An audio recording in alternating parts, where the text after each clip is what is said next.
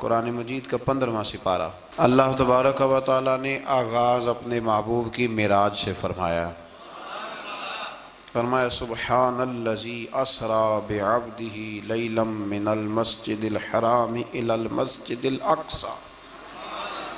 فرمایا پاک ہے وہ ذات جس نے اپنے بندہ خاص کو سیر کرائی مسجد حرام سے لے کر مسجد اقصی تک۔ اور مسجد اقصی کون سی؟ الذی بارکنا حولہ، جس کے ارد گرد ہم نے برکتیں رکھی ہیں۔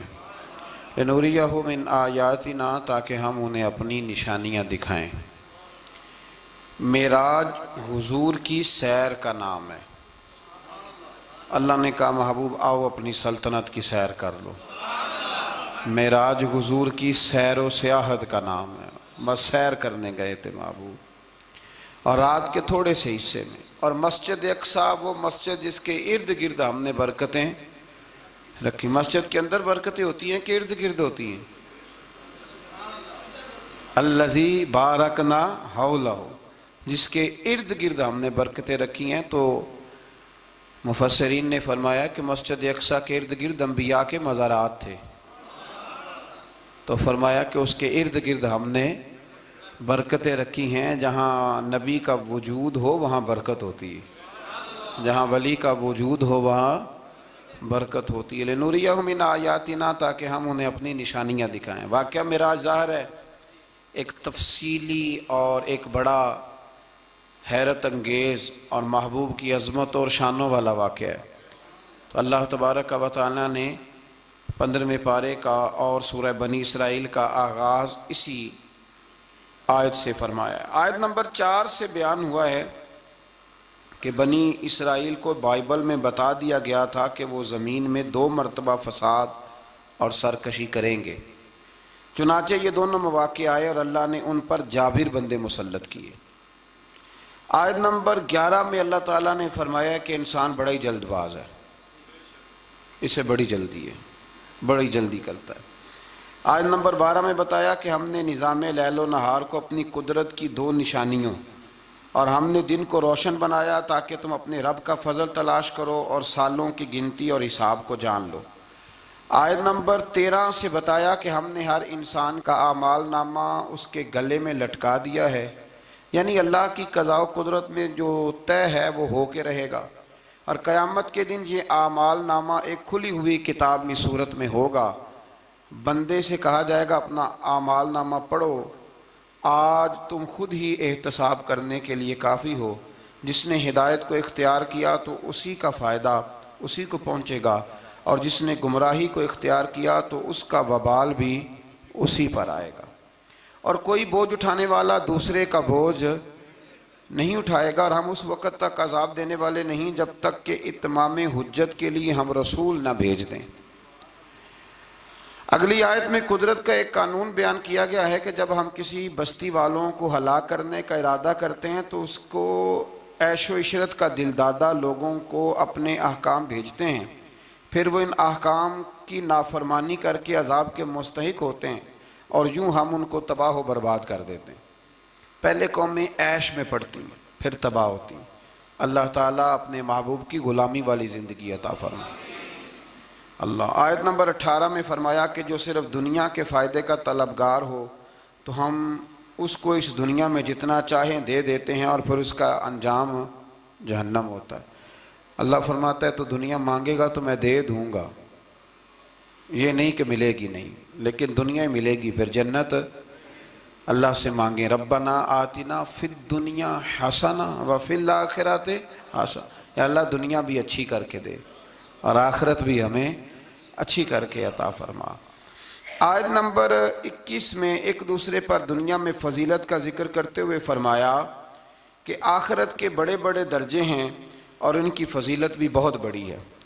آیت نمبر 23 میں والدین کے حقوق کی جانب متوجہ کرتے ہوئے فرمایا کہ تمہارے رب نے حکم دیا ہے کہ اس کے سوا کسی کی عبادت نہ کرو، اور ماں باپ کے ساتھ نیک سلوک کرو۔ اگر تمہاری زندگی میں وہ دونوں یا ان میں سے کوئی ایک بڑھاپے کو پہنچ جائے تو اس کو اف تک نہ کہو، ان کو جھڑکو بھی نہیں، اور ان کے ساتھ ادب سے بات کرو، اور ان کے لیے عاجزی اور رحم دلی کے بازو جھکائے رکھو، اور یہ دعا کرو کہ اے میرے رب ان پر رحم فرما جیسا کہ انہوں نے بچپن میں رحم کے ساتھ میری پرورش فرمائی تھی۔ آیت نمبر 26 میں قرابت داروں، مسکینوں اور مسافروں کے حقوق ادا کرنے اور فضول خرچی سے اجتناب کا حکم ہے، اور یہ کہ فضول خرچی کرنے والے شیطان کے بھائی ہیں، اور اگر بسبب تنگ دستی خرچ نہ کر سکو تو ان سے نرم بات ہی کر لو۔ فرمایا رشتہ داروں پہ خرچ کرو، اپنی ذات پہ فضول خرچی نہ کرو، اور اگر تم خرچ نہیں کر سکتے، غریب ہو، تو کم از کم اخلاق کا مظاہرہ ہی کر لو، رشتہ داروں کے اندر تلخ جملوں کا تبادلہ تو نہ کرو۔ آیت نمبر 29 نے تسلسل کے ساتھ احکام کا بیان ہے، تسلسل کے ساتھ۔ نمبر 1 فرمایا خرچ کرنے میں بخل، ہرس اور فضول خرچی کے درمیان میانہ روی کو اختیار کرنا، یعنی نیک کاموں میں کھلے دل سے خرچ کرنا اور مباح کاموں میں اعتدال کے ساتھ خرچ کرنا، اور ناجائز کاموں میں بالکل خرچ نہ کرنا۔ نمبر 2 ارشاد فرمایا کہ افلاس کے خوف سے اولاد کو قتل کرنے کی تمہیں ممانعت ہے، اور یہ کہ سب کا رزق دینے والا اللہ ہے۔ نمبر 3 میں فرمایا کہ زنا بہت بری چیز ہے، اس سے بچو۔ نمبر 4 میں قتل ناحق کی ممانعت ہے، اور قصاص لینے میں حد اعتدال میں رہنے کا حکم ہے۔ نمبر 5 میں یتیم کا مال کھانے کی ممانعت ہے، اور اس کے بالغ ہونے تک اس کے مال کی حفاظت کا حکم ہے۔ نمبر 6 وعدوں کے پورے کرنے کا حکم دیا گیا، یہ آیت نمبر 29 میں سارے احکام ہیں۔ اور نمبر 7 ناپ تول میں خیانت کی ممانعت کی گئی۔ نمبر 8 جس چیز کا علم نہ ہو اس کے در پہ ہونے کی ممانعت کی، جس کا پتہ نہیں اس مسئلے میں پڑھنے سے اللہ نے یہ تو بڑا مشکل کام بتا دیا ہے۔ یہاں تو جس کو بالکل بھی نہیں نہ پتا وہ بھی 1 2 3 فتوے تو دن میں دے ہی دیتا ہے، اللہ ماشاءاللہ۔ فرمایا جس کا پتہ نہیں اس کام کے پیچھے بے شک کان، آنکھ، دل ان سب سے روز قیامت سوال ہوگا۔ 9 نمبر میں فرمایا تکبر اور اطراء کے چلنے والے ٹھیک نہیں کرتے، ان کی مذمت ہے۔ نمبر 10 شرک کی مذمت بیان کی گئی، اور 11 نمبر پہ یہ بھی بیان ہوا کہ کسی کی روزی کی کشادگی یا تنگی کا مدار اس کی فضیلت یا بے قدری نہیں کہ بندہ اچھا نہیں تھا اس لیے اللہ نے پیسے نہیں دیے۔ فرمایا یہ اس کی بے قدری اس وجہ سے نہیں، یہ اللہ تعالیٰ کی حکمت اور مشیت کا معاملہ ہے۔ اللہ زیادہ بہتر جانتا ہے کہ کسی کو اس نے کیا دینا ہے۔ ان تفصیلات کے بعد فرمایا اے رسول یہ وہ حکمت والی باتیں ہیں جن کی ہم نے آپ کی طرف وحی فرمائی ہے۔ اقوال زری لکھے ہوتے ہیں نا، آپ اس طرح کریں سورہ بنی اسرائیل کی آیت نمبر 29 لکھ کے لگائیں۔ میں اکثر نا جب کوئی بندہ کہتا ہے نا اقوال زری، تو میں کہتا ہوں پہلے بتاؤ قرآن سارا تم نے لکھ کے لگا لیا، یاد کر لیا، حدیثیں ساری لکھ لی؟ اب تو انگریزوں کے قولوں کو اقوال زری بنا کے لوگ بیان کرتے ہیں۔ تو میں کہتا ہوں پہلے قرآن حدیث اپنے اللہ کے بندوں کی باتیں تو پوری کر لو، تم تو دور نکل گئے ہو۔ اللہ فرماتا ہے یہ حکمت والی باتیں ہیں، یہ تھوڑی حکمت والی بات ہے کہ رب فرما رہا ہے کہ کسی کی روزی کا کشادگی یا تنگی کا مدار اس کی فضیلت یا بے قدری پہ نہیں، بلکہ تو اللہ بہتر جانتا ہے کہ اس کو کیا دینا ہے۔ یہ بہت بڑی حکمت والی بات۔ آیت نمبر 40 میں کفار اور مشرکین کی اس خبیث فطرت کو بیان کیا گیا کہ خود تو بیٹوں کی تمنا کرتے ہیں اور اللہ کی طرف بیٹیوں کی نسبت کر کے کہتے ہیں کہ فرشتے معاذ اللہ اللہ کی بیٹی ہیں۔ آیت نمبر 44 سے بیان ہوا کہ 7 آسمان اور زمینیں اور جو بھی ان میں ہے اپنے اپنے انداز میں اللہ کی تسبیح کر رہے ہیں، ہر چیز اللہ کی حمد کے ساتھ اس کی تسبیح کر رہی ہے، لیکن تم ان کی تسبیح کو سن نہیں سکتے۔ آیت نمبر 45 میں فرمایا کہ منکرین آخرت قرآن کی تعلیمات سے استفادہ کرنے سے محروم رہے اور ان کے دل و دماغ حق کو قبول کرنے کی سعادت سے محروم ہیں، اور فصیح و بلیغ قرآن سن کر بھی نبی پر سحر زدہ ہونے کا تان کرتے ہیں معاذ اللہ۔ آیت نمبر 49 میں بتایا کہ منکرین آخرت کہتے ہیں کہ جب ہماری ہڈیاں گل سڑ کے ریزہ ریزہ ہو جائیں گی تو کیا ہمیں از سر نو پیدا کیا جائے گا؟ اللہ تعالیٰ نے فرمایا تم پتھر بن جاؤ یا لوہا یا کوئی اور مخلوق جو تمہارے خیال میں بہت سخت ہو، وہی رب ذوالجلال دوبارہ پیدا کرے گا جس نے تمہیں پہلے پیدا فرمایا تھا۔ آیت نمبر 52 میں عمدہ بات کرنے کا حکم دیا گیا، اور آیت نمبر 56 میں بتایا کہ باطل معبود اپنے پوجنے والوں کی تکلیف کو دور کرنے یا بدلنے کی قدرت نہیں رکھتے۔ آیت نمبر 61 سے ایک بار پھر فرشتوں کے آدم کو سجدہ کرنے اور شیطان کے انکار کرنے کا ذکر ہے، اور اس بات کا بھی کہ شیطان جو کچھ بھی کر لے اللہ کے خاص بندوں پر اس کا داؤ چلتا نہیں ہے۔ آیت نمبر 67 میں فرمایا کہ جب سمندری طوفان میں گر جاتے ہیں تو معبودان باطلہ کی بجائے صرف اللہ کو پکارتے ہیں. کافر بھی اس وقت اللہ ہی کو پکارتے ہیں، لیکن نجات کی صورت میں یہ لوگ پھر شرک میں مبتلا ہو جاتے ہیں. آیت نمبر 68 میں مشرکوں کو متنبہ کیا گیا کہ اگر ان پر کوئی آفت آ گئی یا انہیں خشک سرزمین میں کہیں دنسا دیا گیا یا کسی اور مصیبت میں مبتلا کیا گیا تو اللہ کے سوا کوئی نجات دینے والا نہیں ہے. آیت نمبر 70 میں بنی آدم کی عزت اور کرامت کا ذکر ہے کہ اللہ نے بنی آدم کو اپنی مخلوقات میں بہت سوں پر فضیلت عطا فرمائی ہے. آیت نمبر 71 میں انسانوں کو اپنے پیشواؤں کے ساتھ بلائے جانے، دائیں بائیں اعمال نامے لینے والوں کو کامیابی کا بیان ہے، اور جو دنیا میں حق سے اندھا ہے وہ آخرت میں بھی اندھا ہے. قیامت میں اس کا کوئی پیشوا ہوگا اسی کے ساتھ ہی بلایا جائے گا نا. تو جو ساری زندگی کہتا رہے میں مانتا ہی نہیں کسی کو، کوئی امام نہیں، کوئی تقلید نہیں، کوئی شے نہیں، تو وہ کدھر جائے گا؟ ہاں اسی کے ساتھ جائے گا. اللہ تبارک و تعالی سمجھنے کی توفیق عطا فرمائے. پھر اللہ تبارک و تعالی نے آیت نمبر 73 سے کفار کے آپ صلی اللہ علیہ وسلم کو رائے حق سے ہٹانے کے باطل ارادوں کا ذکر فرمایا. اللہ تعالیٰ نے حق کے راستے میں آپ کی ثابت قدمی کو اپنا فضل قرار دیا ہے. آپ کو جزیرہ عرب سے نکالنے کی کفار کی سازش کا ذکر کرتے ہوئے فرمایا کہ وہ ایسا کرنے میں کامیاب ہو بھی جائیں تو برے انجام سے بچ سکتے نہیں. اشارتاً 5 نمازوں کا حکم فرمایا، فجر کی فضیلت کا بیان کیا، نماز تہجد کی ترغیب، اور رسول اللہ صلی اللہ علیہ وسلم کے لیے مقام محمود جو مقام شفاعت کبریٰ ہے، جہاں کھڑے ہو کے رسول پاک امت کی سفارش فرمائیں، عطا کیے جانے کا بیان ہے. آیت نمبر 81 سے حق کی آمد اور باطل کے نیست و نابود ہونے کا بیان ہے، اور یہ کہ قرآن میں اہل ایمان کے لیے شفا بھی ہے اور رحمت بھی ہے. آیت نمبر 83 میں انسان کی اس فطرت کا ذکر ہے کہ نعمتوں پر ناشکری اور مصیبت پر نا امیدی کا اظہار کرتا ہے، یہ اس کی فطرت ہے. آیت نمبر 85 میں اس امر کا بیان ہے کہ یہود نے رسول اللہ صلی اللہ علیہ وسلم سے روح کے بارے میں سوال کیا تو اللہ تعالیٰ نے فرمایا کہ اے رسول صلی اللہ علیہ وسلم کہہ دیجئے کہ روح میرے رب کے امر سے ہے اور تم کو محض تھوڑا سا علم عطا کیا گیا. اس سے یہ بتانا مقصود ہے کہ جن چیزوں کی حقیقت جاننے پر ہدایت اور نجات موقوف نہیں نا، ان کے در پہ ہونے کی تمہیں ضرورت بھی نہیں ہے. آیت نمبر 88 میں ایک بار پھر قرآن کے مثل لانے کا چیلنج اور کافروں کے عجز کا بیان.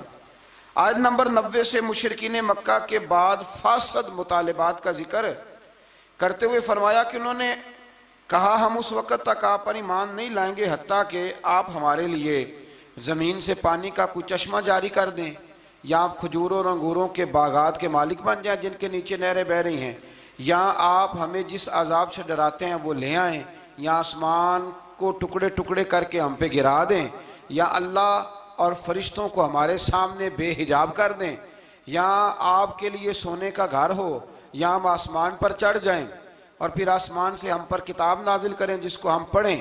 ان سب مطالبات کے جواب میں اللہ نے فرمایا اے رسول صلی اللہ علیہ وسلم کہہ دو میرا رب ہر عیب سے پاک ہے، میں کوئی شعبدے باز نہیں ہوں، بلکہ میں تو اللہ کا وہ بندہ ہوں جسے اللہ نے اپنا رسول بنا کے بھیجا ہے. یہ کچھ لوگ نا شعبدوں کی باتیں کرتے ہیں، آج بھی کرتے ہیں، فلانے پیر صاحب ہیں جی، یہ جو کچھ لوگ بڑے بڑے نادان ہیں نا، یہ ساری آپ پڑھ لیں آیت نمبر 90، تو وہی سارے سوالات ہیں جو آج کا بد مذہب ولیوں کے بارے میں کرتا ہے. کہتا ہے اگر ایسے ہیں تو پھر یہ کر دیں، پھر وہ کر دیں. او خدا کے بندو، ولی شعبدے دکھانے نہیں آتے، بندوں کو رب سے ملاتے ہیں. ان کا کام پیغام حق دینا ہے، ان کا یہ کام نہیں ہے. آیت نمبر 94 سے کفار مکہ کے اس اعتراض کا ذکر ہے کہ اللہ نے بشر کو رسول بنا کے کیوں بھیجا؟ استغفر اللہ، یعنی کوئی فرشتہ کیوں نہیں بھیجا؟ اللہ تعالیٰ نے فرمایا رسول صلی اللہ علیہ وسلم کہہ دو اگر زمین میں فرشتے بستے اور اطمینان سے چلتے پھرتے تو ہم ان پر آسمان سے فرشتہ ہی رسول بنا کے نازل کرتے. اگر فرشتوں کی طرف رسول بنانا ہوتا تو پھر کس کو بناتے؟ فرشتوں کو. یعنی نبی اور رسول جس مخلوق کی طرف مبعوث ہوئے اسی کے جن سے ہوتے ہیں. ان آیات میں یہ بھی بتایا کہ منکرین آخرت کو ان کے منہوں کے بل اندھا، گونگا اور بہرا بنا کر اٹھایا جائے گا اور ان کا ٹھکانہ جہنم ہے. آیت نمبر 100 میں فرمایا کہ آپ کہیے اگر بالفرض تم میرے رب کی رحمت کے خزانوں کے مالک ہوتے تو تم خرچ کے ڈر سے ان کو روکے رکھتے، اور دراصل انسان ہے ہی بخیل، یہ کنجوس ہے، یہ اللہ کی دی ہوئی توفیق سے بھی اس کے رستے میں خرچ کرنے کو تیار نہیں ہوتا۔ آیت نمبر 101 سے موسیٰ علیہ السلام کو 9 معجزات عطا کیے جانے، فرعون کا آپ کو ساحر کہنے، فرعون کے غرق ہونے اور بنی اسرائیل کے زمین میں آباد ہونے کا ذکر ہے۔ آیت نمبر 105 میں قرآن مجید کو بتدریج تھوڑا تھوڑا نازل کر کے نازل کرنے کی حکمت یہ بتائی گئی کہ رسول ان پر ٹھہر ٹھہر کے پڑھیں گے، ان کے لیے قرآن کو سمجھنے میں آسانی ہوگی۔ مشرکین مکہ اعتراض کرتے تھے کہ کبھی آپ اللہ کہتے ہیں کبھی رحمان کہتے ہیں، ہم تو رحمان کو نہیں جانتے، تو اللہ نے فرمایا رسول کہہ دیجئے کہ معبود برحق کو تم اللہ کہہ کے پکارو یا رحمان کہہ کے پکارو، تم اسے جس نام سے بھی پکارو گے سب اسی کے نام ہے، اور اسے پکارنے میں میانہ روی سے کام لو۔ آخری آیت میں فرمایا کہ اللہ کی نہ کوئی اولاد ہے، نہ کوئی اس کی سلطنت میں اس کا شریک ہے، نہ اسے کسی مددگار کی ضرورت ہے، اور آپ اس کی کبریائی کو بیان کرتے رہیے۔ آگے شروع ہو جاتی ہے سورہ کہف۔ اصحاب کہف کا نام تو سنا نا ماشاءاللہ آپ حضرات۔ پہلے اس کی فضیلت میں ایک حدیث نہ بیان کروں؟ نبی کریم صلی اللہ علیہ وسلم نے فرمایا، یہ مسلم شریف کی حدیث ہے، دجال آئے گا قیامت کے قریب اور بڑے لوگوں کو گمراہ کرے گا، تو حضور نے فرمایا جو سورہ کہف کی 10 آیات زبانی یاد کر لے نہ وہ دجال کے فتنے سے بچ جائے گا۔ اللہ توفیق عطا فرمائے۔ اس سورہ مبارکہ کی آیت نمبر 9 سے اصحاب کہف کا ذکر شروع ہوتا ہے۔ اصحاب کہف، جب حضرت عیسیٰ علیہ السلام کو اللہ کریم نے چوتھے آسمان پہ بلا لیا نا، تو دقیانوس نام کا ایک بادشاہ ہوا بنی اسرائیل کے اندر، بڑا ظالم تھا، اس نے گمراہی پھیلا دی، اور جو لوگ معاذ اللہ کفر اور شرک نہیں کرتے تھے انہیں قتل کروا دیتا تھا۔ تو 7-8 نوجوان اپنا ایمان بچا کے بھاگے۔ او ہو اللہ اکبر، ساری دنیا مال بچا کے بھاگتی، وہ 7-8 نوجوان اپنا ایمان بچا کے بھاگے کہ یہ ہمیں کہیں کفر کی طرف نہ لوٹا دے، تو جا کے ایک غار کے اندر چلے گئے، تو ایک کتا بھی ان کے ساتھ ہو گیا۔ انہیں کتے کو بڑے روڑے مارے کہ یہ اگر بھونکے گا آواز نکالے گا تو ہم پکڑے جائیں گے، ہم نے تو چھپنا ہے، پر اس کو نہ ولیوں سے پیار ہو گیا تھا۔ اس نے کہا بھگاؤ جتنا مرضی مجھے، فطرت میری ہے کہ میں بھونکتا ہوں، پر جب اللہ کے ولی ہوں تو پھر میں ادب کرتا ہوں۔ یہ قرآنی واقعہ ہے۔ اچھا، یہ عین وہ واقعہ ہے قرآن مجید کا کہ جو بہت ساری چیزوں پر ویسے ہی نص ہے اور بہت ساری زبانیں ویسے ہی گنگ ہو جاتی۔ تو وہ 6-7 لوگ تھے، وہ چلے گئے غار کے اندر، جا کے انہوں نے پناہ لے لی۔ بادشاہ کو پتہ چل گیا کہ غار کے اندر ہے۔ اچھا، اللہ کی قدرت، جیسے ہی داخل ہوئے انہیں نیند آ گئی، یہ سو گئے۔ اور قرآن مجید کہتا ہے، قرآن مجید کے یہ لفظ ہیں کہ کتا غار کے منہ پر بازو پھیلا کے بیٹھ گیا، گویا اپنے مالکوں کی خدمت کر رہا ہے۔ اب میاں صاحب کی ایک بات کر لیں درمیان میں۔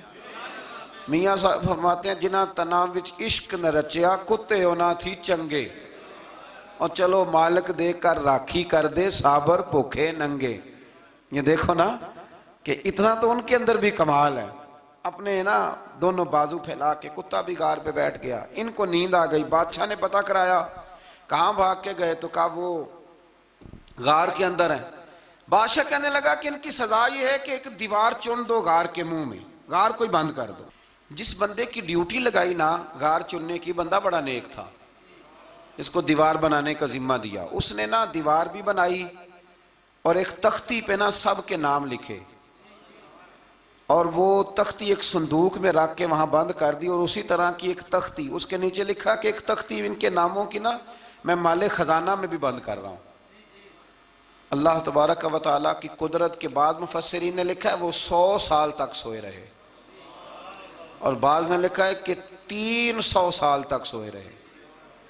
300 سال کے بعد اس طرح ہوا کہ حکومتیں بدل گئیں۔ بیدروس نام کا ایک بادشاہ آ گیا، وہ بڑا نیک دل تھا، اس نے ہر طرف حضرت عیسیٰ علیہ السلام کی شریعت کا پھر سے نعرہ بلند کیا۔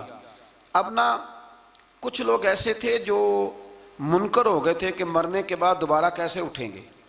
بادشاہ ایک دن حجرے میں گیا، جا کے دعا مانگی، یا اللہ کوئی ایسی بات دکھا جس سے لوگوں کا ایمان پکا ہو جائے۔ اس طرح کے بھی بادشاہ ہوا کرتے تھے. تو رب کریم نے کہا میں نے تو پہلے ایک راز چھپا کے رکھا ہوا ہے, کھول دیتے ہیں. اس نے دعا مانگی, اور ادھر کیا معاملہ ہوا, ایک چرواہا بکریاں چرانے والا وہاں سے گزرا. اس نے سوچا یہ دیوار ہے, اگر اس کا منہ کھول لوں نا کبھی تو میری بکریاں یہاں تھوڑا سا دھوپ کے اندر سستا لیا کریں گی. اس چرواہے نے کیا کیا کہ اس نے وہ دیوار گرائی تاکہ میری بکریاں اندر جایا کریں. وہ دیوار گرائی تو اس نے اندر 6-7 لوگ سوئے ہوئے دیکھے اور کتا بھی سویا ہوا دیکھا. اللہ تبارک و تعالیٰ اپنی قدرت سے, اپنے فضل سے ان کی کروٹیں بھی بدلتا رہا. اپنی قدرت سے ایک طرف انسان پڑا رہے نا تو اعضاء گل جاتے ہیں, ان کی کروٹیں بھی بدلی جاتی, مناسب روشنی بھی دی جاتی, حرارت بھی. اس نے دیوار گرائی تو ان کی آنکھ کھل گئی. ایک دوسرے سے کہنے لگے آج تو بڑی گہری نیند سوئے ہیں یار, آج تو لمبی نیند پوری کر لی. چلو بھوک بڑی لگی ہے, ایک دوست کو بھیجو. یہ سارا واقعہ قرآن مجید میں موجود ہے, میں اپنے لفظوں میں بیان کر رہا ہوں. جاؤ ایک دوست کو بھیجو بازار سے نا کھانا لے آئے. پیسے وہی 300 سال پرانی کرنسی.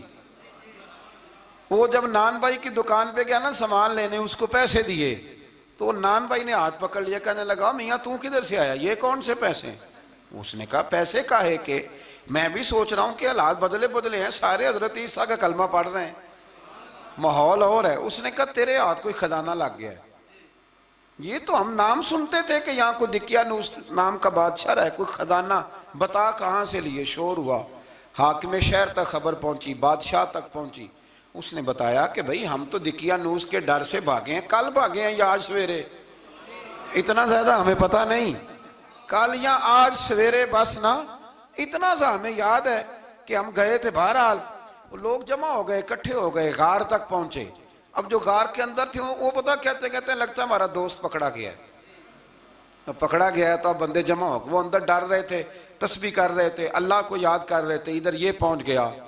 جب ان لوگوں نے یہ جیتا جاگتا رب کے فضل کا نمونہ دیکھا اور بادشاہ نے کہا کہ یہ کیا ہے, صندوق کھولا تو اس کے اندر وہ تختی لکھی تھی کہ یہ ان کے نام ہے, یہ دقیانوس سے ڈر کے بھاگے ہوئے ہیں, یہاں یہ سو رہے ہیں, اور اسی کی ایک تختی میں نے فلان جگہ بھی دفن کیا. وہ تختی بھی وہاں سے نکل آئی. اب سب لوگوں کی آنکھوں میں آنسو آئے اور سب کہنے لگے لا الہ الا اللہ, لا الہ الا اللہ, لا الہ الا اللہ. سب کہنے لگے ان اللہ علی کل شیء قدیر. جب ان کی بات پوری ہو گئی, لوگوں کے ایمان پختہ ہو گئے, تو اصحاب کہف کہنے لگے کہ ہمیں اب اجازت ہے, ہم پھر دوبارہ غار میں جاتے ہیں.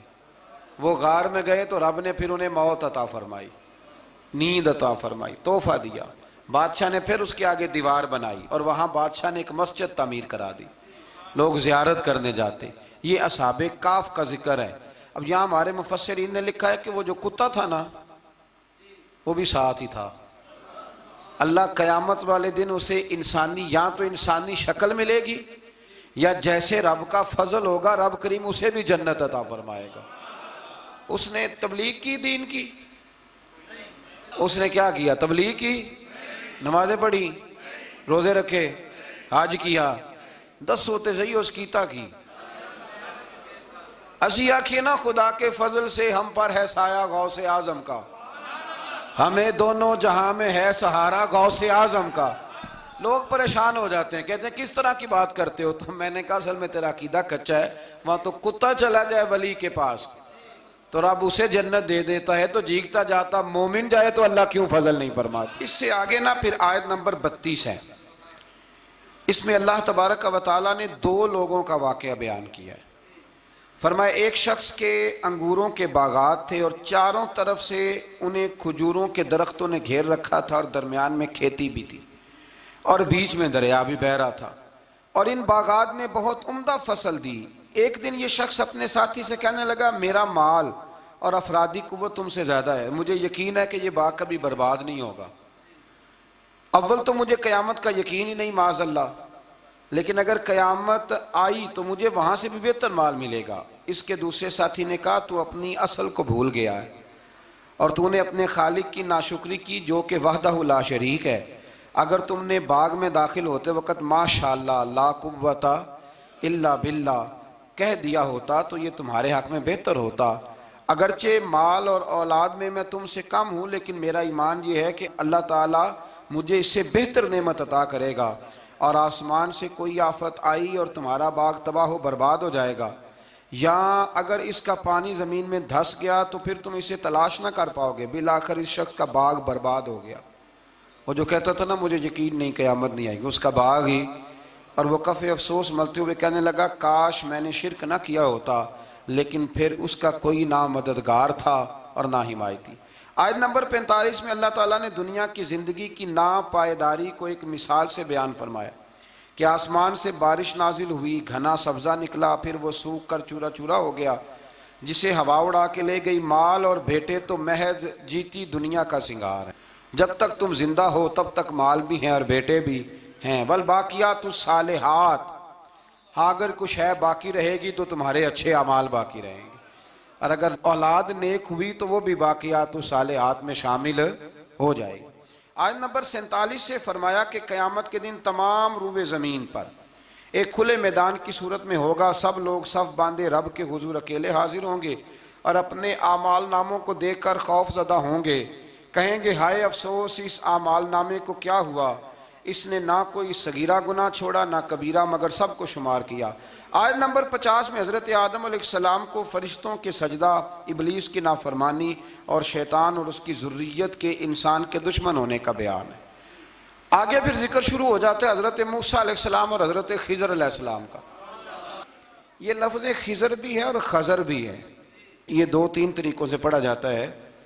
حضرت خضر کے بارے میں مختلف روایات ہیں کہ یہ ولی ہیں کہ نبی ہیں، لیکن مضبوط رائے اکثر بزرگوں کی یہی ہے کہ یہ بھی اللہ کے نبی ہیں، اور بعض نے لکھا ہے یہ ہمیشہ سے زندہ ہیں۔ یہ دو اللہ کے نبی حضرت الیاس علیہ السلام اور حضرت خضر علیہ السلام، یہ دونوں ہر سال حج میں بھی جاتے ہیں، ہر سال حج میں بھی جاتے ہیں، کیونکہ ایک روایت ملتی ہے کہ محبوب کریم علیہ السلام حج پہ گئے تو فرمایا میں الیاس اور خضر کو پہاڑوں سے اترتے ہوئے دیکھ رہا ہوں۔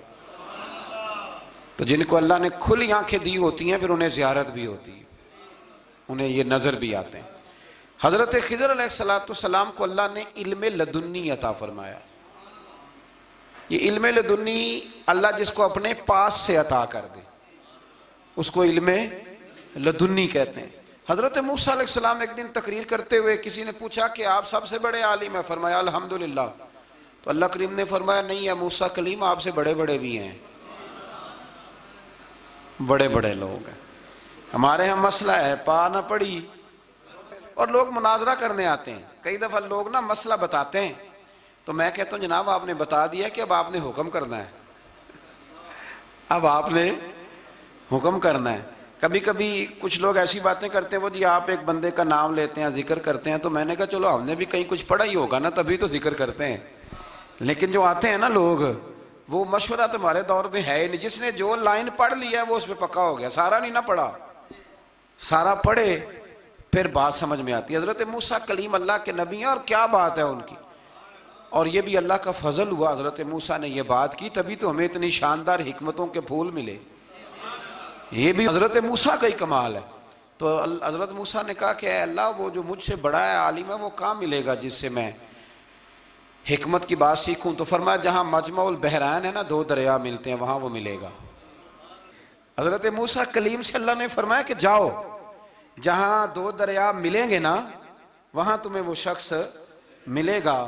تو یا اللہ میں کس طرح، فرمایا زادرہ ساتھ لے جاؤ کھانے پینے کا سامان۔ حضرت موسیٰ کلیم لے گئے، مچھلی بھی لے گئے، فرمایا یہ مچھلی جہاں تمہارے برتن سے نکل کے دریا میں داخل ہو وہاں دریا میں شگاف پڑ جائے گا، وہاں وہ تمہیں شخص ملے گا۔ حضرت موسیٰ نے اپنے خادم حضرت یوشع بن نون علیہ السلام کو بھی ساتھ لیا، یہ بعد میں حضرت موسیٰ علیہ السلام کے جانشین ہوئے۔ یہ دونوں سفر پہ نکل گئے، ایک جگہ پہ پہنچے جہاں پہاڑ تھا ساتھ دریا بھی تھا، اس کے نیچے آرام کرنے لگے۔ حضرت موسیٰ کلیم سو گئے تو یوشع بن نون علیہ السلام موجود تھے، مچھلی جھٹ سے نکلی دریا میں داخل ہو گئی، وہاں راستہ بھی بن گیا۔ اب اٹھے حضرت موسیٰ کلیم، جب اٹھے تو فرمایا چلو چلیں، تھوڑا آگے جا کے فرمایا بھوک لگ رہی ہے کھانا تو نکالو۔ انہیں یاد آیا، کہنے لگے حضور مچھلی تو دریا میں چلی گئی تھی۔ فرمایا تو نے بتایا ہی نہیں، وہی تو ہماری منزل تھی جہاں مچھلی دریا میں گئی۔ پھر وہاں سے واپس آئے قدموں کے نشانوں پہ، وہاں پہنچے جہاں مچھلی گئی تھی، تو وہاں ایک شخص لیٹا ہوا تھا، چادر لے کے آپ نے سلام لی تو انہوں نے کہا وعلیکم السلام یا موسیٰ کلیم اللہ. تو آپ نے فرمایا آپ کون ہیں؟ فرمایا میں وہی ہوں جس کو آپ تلاش کر رہے ہیں. تو فرمایا آپ نے مجھے کیسے پہچانا؟ فرمایا جس رب نے تمہیں بھیجا ہے نا اس نے ہی مجھے بتایا ہے کہ موسیٰ آ رہے ہیں، موسیٰ آ رہے ہیں. اب حضرت خضر نے جو کچھ فرمایا وہ بڑا شاندار ہے. فرمایا موسیٰ کچھ باتیں ایسی ہیں جن کا آپ کو علم ہے اور مجھے نہیں، اور کچھ ایسی ہیں جن کا مجھے علم ہے اور آپ. اللہ اکبر. یہ کبھی ہماری سمجھ میں بات آ جائے، یہ کبھی سمجھ میں آ جائے. کچھ باتیں ایسی ہیں جس کا مجھے علم ہے، اور یہ بڑے بڑے سیانے بندے نہیں مانتے. بڑے بڑے میں عالم ہوں جی، تو آپ عالم ہیں میاں ایک شعبے کے، لیکن بہت سارے دنیا میں شعبے ہیں نا. دین کے عالم کا درجہ سب سے بڑا ہے، لیکن قانونی مشاورت کرنی ہے تو آپ وکیل سے کریں گے. گاڑی کے بارے میں پوچھنا ہے تو کسی مکینک سے پوچھیں، لیکن آپ بن کے نہ بیٹھ جائیں. فرمایا جس کا آپ کو علم ہے مجھے نہیں، اور جس کا مجھے علم ہے ان میں سے آپ کو نہیں. تو کہا میں پھر آپ کے ساتھ رہنا چاہتا ہوں اور میں وہ سیکھنا چاہتا ہوں جو آپ بتا رہے ہیں. تو حضرت خضر فرمانے لگے صبر کر لیں گے میرے ساتھ؟ یہ سب سے مشکل کام ہے، یہ سب سے، یعنی ہر بات کی تو یہاں لوگوں کو وضاحت چاہیے. کھانسے بھی تو آپ کو بتانا پڑے گا کھانسے کیوں، ہنسے بھی تو آپ کو بتانا پڑے گا ہنسے کیوں. بے بزرگ ہیں، بزرگوں کی باتوں میں حکمتیں ہوتی ہیں، لیکن ہم حکمت کی طرف جانے کو تیار نہیں ہوتے. ہمیں تو فوری طور پہ جواب چاہیے، حل چاہیے. حضرت موسیٰ علیہ السلام جناب خضر کے ساتھ چلے. فرمایا صبر کروں گا، میں چلتا ہوں آپ کے ساتھ. دریا کے قریب گئے کشتی میں بیٹھنے کے لیے، تو کشتی والوں نے حضرت خضر کو پہچان لیا، بغیر کرائے کے سوار کرایا. اور جب پار اترنے لگے تو حضرت خضر نے کشتی کا ایک تختہ ہی توڑ دیا. حضرت موسیٰ کہنے لگے یہ آپ نے کیا کیا؟ انہوں نے نیکی کی، آپ نے تختہ توڑ دیا. فرمایا آپ کو کہا تھا نا آپ نے صبر نہیں کرنا، آپ کو کہا تھا نا. فرمایا چلو میں صبر کروں گا. تھوڑا آگے گئے تو ایک نوجوان لڑکا، ابھی چھوٹی عمر ہے، وہ ملا. حضرت سیدنا خضر علیہ السلام نے اسے قتل ہی کر دیا. فرمانے لگے آپ نے قتل ہی کر دیا؟ ایک قرآن مجید ہے بھائی. میں کبھی کبھی سوچتا ہوں یہ ہم کسی درویش کی بات سناتے تو بندے اڑ جاتے. فتوے نکلتے کہ نہ نکلتے؟ میرا خیال ہے ہر مسجد سے نکلتے. اور فتوے ایک ایک جتنے مسجد میں نمازی ہوتے سب کے ہاتھوں میں فتوے ہوتے. قتل کر دیا، قتل ہی ہو گیا بندہ. تو حضرت سیدنا موسیٰ علیہ السلام فرمانے لگے آپ نے قتل ہی کر دیا. فرمایا میں نے کہا تھا نا آپ نے صبر نہیں کرنا. آپ فرمانے لگے چلو اگر اب میں بولا نا تو بے شک آپ مجھے علیحدہ کر دیجئے گا. حضرت موسیٰ کلیم اب بولا تو علیحدہ کر دیا. ایک بستی میں داخل ہوئے، بستی کے لوگوں سے پانی مانگا تو انہوں نے پانی بھی نہ دیا، آرام کرنے کو جگہ بھی نہ دی. پر وہاں ایک دیوار گر رہی تھی، حضرت خضر علیہ السلام نے سیدھی کرنی شروع کر دی. ساری دیوار بنائی. تو حضرت موسیٰ کہنے لگے کن لوگوں کی خدمت کر رہے ہو جنہوں نے پانی بھی نہیں دیا، انہوں نے پانی تک نہیں پوچھا. فرمانے لگے بس بھئی آپ نے وعدہ کیا تھا کہ اب بولیں گے تو بے شک علیحدہ کر دینا. آپ بولیں اب آپ کا اور میرا ساتھ زیادہ نہیں چل سکتا. آپ بولیں. جو بول پڑے نا،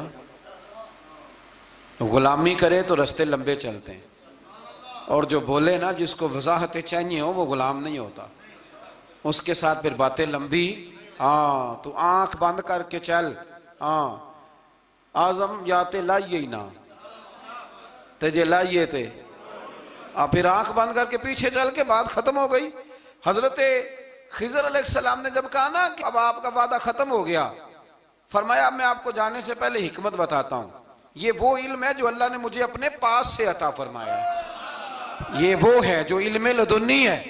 کہا جناب کیا مطلب؟ فرمایا وہ جو میں نے تختہ توڑا تھا نا تو یہ مسکین بچے ہیں جن کی کشتی تھی، تو دریا کے اس پار بادشاہ کھڑا تھا، وہ جو صحیح صحیح کشتیاں ہوتی تھی قبضے کر لیتا تھا، اور جو تھوڑی سی ٹوٹی پھوٹی ہوتی تھی نا وہ چھوڑ دیا کرتا تھا.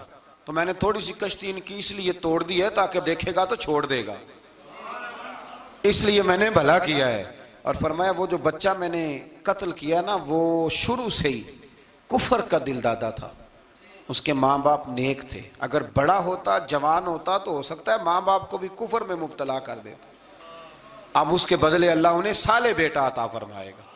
تو یہ بھی میں نے اللہ کے دیے ہوئے علم سے کیا. اور فرمایا یہ جو دیوار میں نے نبی ہو کے یا ولی ہو کے مزدوری کر کے دیوار بنائی ہے نا، اللہ اکبر، فرمایا یہ دیوار عام لوگوں کی نہیں، یہ یتیم بچوں کا خزانہ ہے دیوار کے نیچے، یہ گر جاتی تو خزانہ ظاہر ہو جاتا، اور بچائی اس لیے ہے کہ وَكَانَ أَبُوهُمَا صَالِحًا، ان بچوں کا باپ نیک آدمی تھا، ان کا باپ۔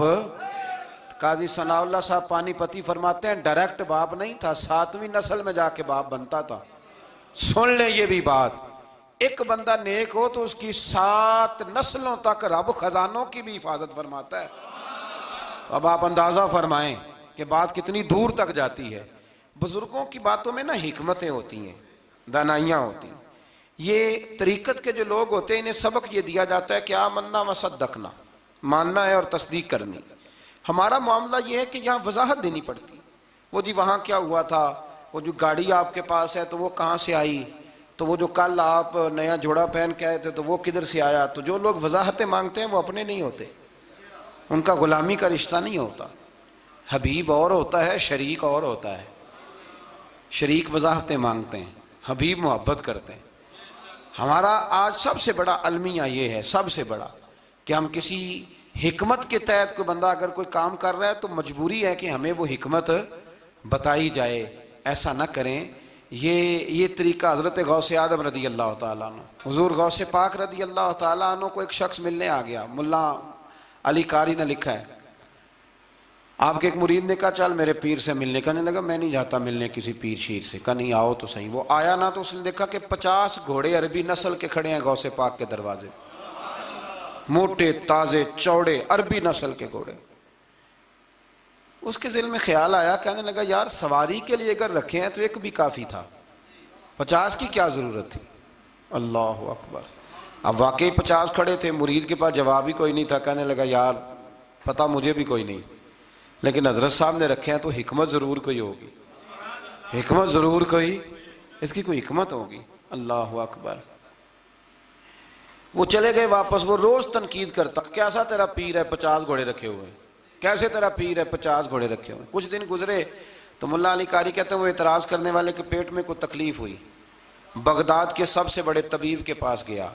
اس نے کہا تیرا تو جگر تباہ ہو گیا ہے، عربی نسل کا ایک گھوڑا چاہیے، اس کو ذبح کریں گے، اس کا جگر نکالیں گے، اس کی دوائی بنا کے تجھے کھلائیں گے، اور 50 گھوڑے ہوں گے تو بچے گا۔ اب پریشان ہو گیا، کہنے لگا گھوڑے ہیں تو صحیح، پر جو میں حال کر رہا ہوں گا گھوڑے تو نہیں ملیں گے، میرا تو جوتوں والا کام ہے، وہ شاید مل جائیں۔ لیکن جب انسان مرنے لگتا ہے تو پھر اس کو ڈوبتے کو تنکے کا سہارا۔ اپنے دوست کے پاس گیا، کہنے لگا چل تیرے پیر کے پاس چلیں۔ اس نے کہا تجھے نہیں لے کے جانا، تو تنقید کرتا ہے۔ کہتا ہے ایک دفعہ چاہیے کیا؟ کہا گھوڑے۔ کہنے لگا تیرے لیے رکھے ہیں کوئی، جا دوڑ جا، میرے حضرت صاحب کی ضرورت کیا ہے۔ لیکن جب غوث اعظم کی خانقاہ میں داخل ہوئے نا تو حضور غوث اعظم اٹھ کے ملے۔ اللہ والے دلوں میں باتیں نہیں رکھتے، ماتھا چوما اور فرمانے لگے میاں تو ایک دن نا میری گلی سے گزر رہا تھا تو میری تیرے اوپر نظر پڑی، تو مجھے نظر آیا تو بیمار ہوگا، اور تیرا علاج عربی نسل کے 50 گھوڑوں کی وجہ سے ہوگا، تو میں نے تیرے لیے لا کے کھڑے کیے ہوئے ہیں، تیرے لیے ہی کھڑے کیے ہیں۔ اب تو نا گھر بھی لے جانے کی ضرورت نہیں، چارہ بھی میرے مرید ہی ڈال دیا کریں گے۔ تو اس طرح کرنا، روز آنا ایک گھوڑا لے جانا، پھر اگلے دن آنا تو دوسرا۔ وہ خدا کے بندے تیرے لیے رکھے تھے، تو تنقید کر رہا ہے۔ اللہ کے بندے پردہ پوش ہوتے ہیں۔ ہاں شرط یہ ہے کہ وہ بندہ صالح ہو، دیندار ہو، وہ والا پیر نہ ہو جو نماز بھی نہ پڑھے اور گھوڑے 15 رکھے ہوئے ہوں اس نے، وہ والا معاملہ نہ ہو۔ تو میرے عزیز یہ یاد رکھیں کہ اللہ تبارک و تعالیٰ کا بندہ جب آپ کا روحانی علاج کرتا ہے نا، روحانی علاج سے مطلب جادو ٹونے کا علاج نہیں، روحانی علاج وہ ہوتا ہے کہ میرے گناہوں کا علاج ہو جائے، حسد بغض کینہ عداوت یہ نکل جائے۔ تو وہ کچھ ایسے نسخے بتاتا ہے جو سمجھ میں مرید کی نہیں آتے، لیکن وہ ضروری ہوتے ہیں۔ انہی نسخوں کو استعمال کرنے سے انسان کا فائدہ ہوتا ہے۔ جی کرنے والے لوگ ہمیشہ کامیاب رہتے ہیں، وہ ماں باپ کے آگے کریں، استاد کے آگے کریں، شیخ کے آگے کریں۔ اور جن کو وضاحتوں کی ضرورت ہوتی ہے، ہاں ایک شرعی بات ضرور ہے، وہ ضرور سن لیں۔ اگر آپ کو کہیں کچھ شرعی قباحت نظر آئے جو قرآن و سنت سے ٹکراتی ہو تو وہ آپ پر فرض ہے آپ اپنے مرشد سے پوچھیں۔ کتنی بڑی بات کر رہا ہوں، یعنی جو چیز قرآن و سنت سے ٹکرا رہی ہو اس کی وضاحت طلب کرنا ضروری ہوتا ہے، اور جو دین سے نہ ٹکرائے اس پر آپ وضاحتیں پوچھتے ہیں تو پھر اس کا مطلب ہے کہ آپ علاج کرانے میں سنجیدہ نہیں ہیں۔ اللہ تعالیٰ قرآن مجید کو سمجھنے کی توفیق